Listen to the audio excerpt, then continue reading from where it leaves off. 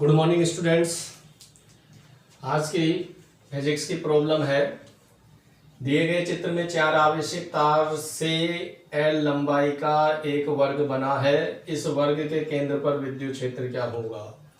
आपको यहाँ पर एक स्क्वायर दे रखा है ABCD और ये आवेशित तार मतलब चार्ज्ड पार्टिकल से बना हुआ है। इसका मतलब है कि इस वायर पर सभी जगह चार्ज अवेलेबल है। इसी तरह यहाँ पर भी सभी जगह चार्ज अवेलेबल है। ठीक है, इसी तरह इधर भी आप बना सकते हैं और इसके कारण आपको इसका सेंटर O पर इलेक्ट्रिक फील्ड फाइंड करना है। तो हम जानते हैं आवेशित तार के कारण विद्युत क्षेत्र,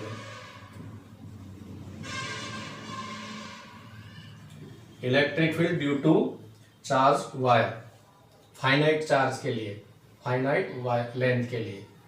तो इसका जो फॉर्मूला होगा वो होगा K lambda. Lambda charge density है। यहाँ पर हम पहले वायर के लिए कर रहे हैं इसलिए E1 K lambda upon R sine theta 1 plus sine theta 2। Okay, यहाँ पर हम एक एक चीज देख लेते हैं। K कूलाम कांस्टेंट है, लैम्डा आपके चार्ज डेंसिटी है, R यहाँ पर पॉइंट O की AB से परपेंडिकुलर डिस्टेंस है। यहाँ से आप इसके ऊपर परपेंडिकुलर खींचेंगे, ये जो डिस्टेंस है ये R है। इस डायग्राम में क्लियरली आप देख रहे हैं कि जो ये डिस्टेंस R होगी वो BC की हाफ होगी, आधी होगी। इसलिए आप R की वैल्यू यहाँ पर पुट करेंगे और लेंथ है L अपॉन 2। ये टोटल लेंथ आपकी L है।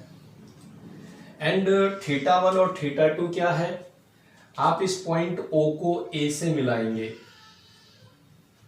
तो ये जो एंगल बनेगा ये आपका एंगल थीटा 1 होगा।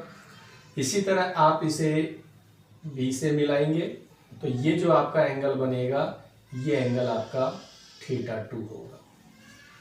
अब चूंकि ये स्क्वायर है तो स्क्वायर में टोटल एंगल 90 डिग्री होता है, इक्वली 2 पार्ट्स में डिवाइड हो गया।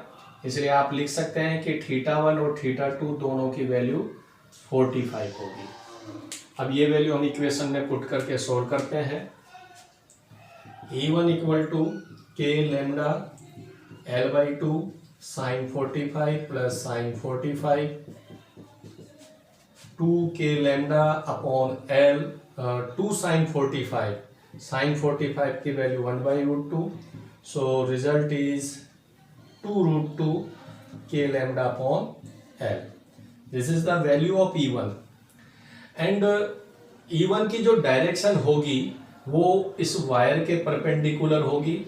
इट मीन्स E1 की डायरेक्शन आपकी ये वाली होगी प्लस x अक्ष। So we can write I cap. Similar हम 2 लैम्डा के लिए सोल्व करेंगे।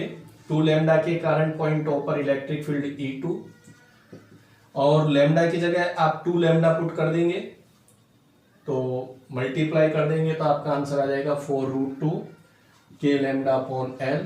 और आपको इसकी डायरेक्शन निकालनी है तो CD के परपेंडिकुलर आपको खींचना पड़ेगा। तो ये आपकी E2 की डायरेक्शन हो जाएगी। It means minus I cap, ये आपका E2 का डायरेक्शन हो जाएगा। इसी तरह आप 4 लैम्डा के लिए सोल्व करेंगे तो E3, तो लैम्डा की जगह आप 4 यूज करेंगे तो ये 8 K lambda upon L, 8 K lambda 8√2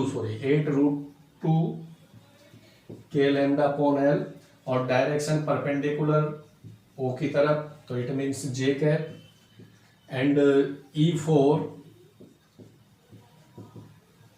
3 lambda, तो लैम्डा की जगह 3 लैम्डा पुट करेंगे तो ये हो जाएगा 6√2 K लैम्डा अपॉन L। और डायरेक्शन चूंकि ये नेगेटिव है, ये नेगेटिव है इसलिए इसकी जो डायरेक्शन होगी इस वायर के परपेंडिकुलर होगी लेकिन वो वायर की तरफ होगी। ये सब पॉजिटिव चार्ज थे इसलिए इनकी डायरेक्शन वायर से जाती हुई दूर की तरफ होगी परपेंडिकुलर। बट ये नेगेटिव चार्ज है इसलिए इसकी जो डायरेक्शन होगी इसी की तरफ नेगेटिव आती हुई होगी। तो ये भी डायरेक्शन जे कैप होगी, so J cap. Now net electric field is E1 plus E2 plus E3 plus E4। अब आप क्लियरली देख सकते हैं कि E1 की डायरेक्शन आई कैप में है और E2 की डायरेक्शन माइनस आई कैप में, इट मीन्स एक दूसरे के ऑपोजिट डायरेक्शन में है। तो रिजल्टेंट के लिए बड़े में से छोटे को घटा देंगे तो आप देख रहे हैं कि E2 बड़ा है, तो 4√2 में से 2√2 को लेस कर देंगे तो 2√2 के लैम्डा अपॉन एल, और फाइनल डायरेक्शन माइनस आई कैप रहेगी क्योंकि ये बड़ा है E2।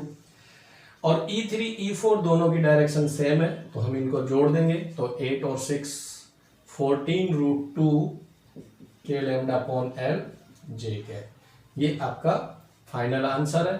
आप यदि इसका मैग्नीट्यूड निकालना चाहते हैं तो आप रूट कर दीजिए, तो आप 2 के लैम्डा अपॉन एल को छोड़ दीजिए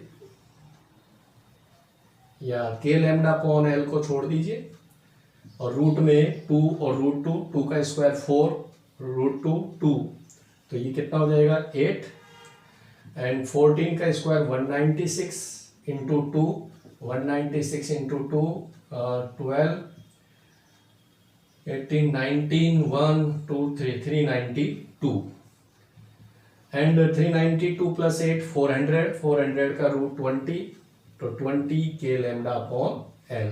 this is your final answer. Electric field कितना होगा, यदि वेक्टर फॉर्म में पूछे तो आपका आंसर ऊपर आ गया है, मैग्नीट्यूड में पूछे तो 2 के लैम्डा अपॉन एल होगा। ठीक है, आई होप आपको ये सवाल समझ में आया होगा, अच्छा लगा होगा। Thank you.